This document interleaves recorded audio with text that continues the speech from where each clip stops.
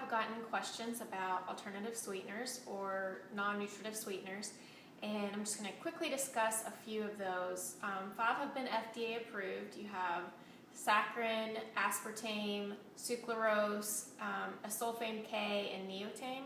We're going to talk about the first 3 because they're the most common. These provide little to no calories and generally are good for diabetics, people trying to watch their sugar intake, body composition. The first one we're going to look at is called saccharin, and it's also sweet and low. This one was found in 1879 by a lab researcher eating his dinner roll one night, and it was kind of sweet, and he traced it back to his lab and then started producing this sweet saccharin.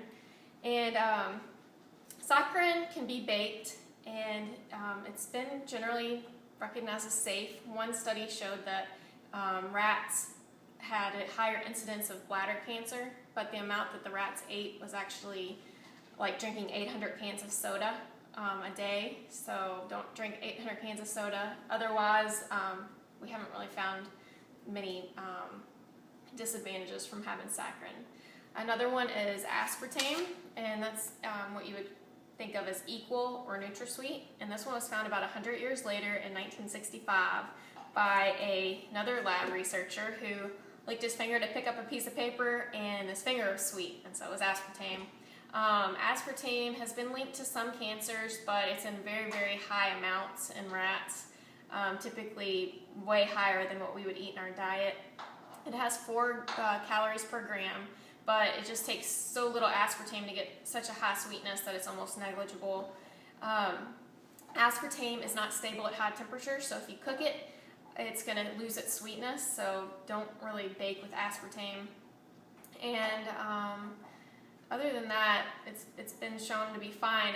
A few people do get headaches from it, dizziness, mood changes, so some people don't handle aspartame as well. And if you have a PKU disorder, I wouldn't eat aspartame.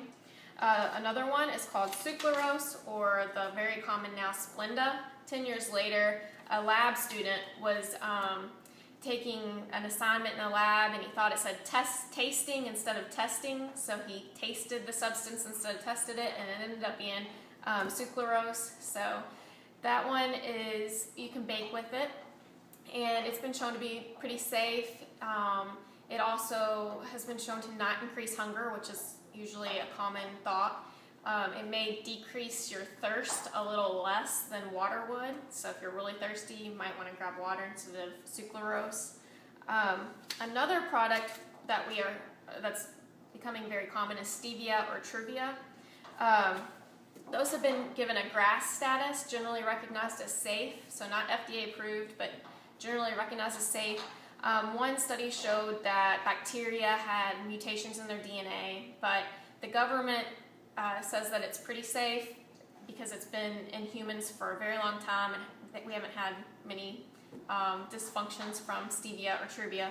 Stevia comes from a plant in South America, and truvia is an extract from stevia, and typically we prefer truvia. It has a purer taste. Stevia is a little bit more bitter. So if you have any questions, that was kind of quick, but if you have any questions, just comment below, and stay tuned for future videos. Thanks for listening.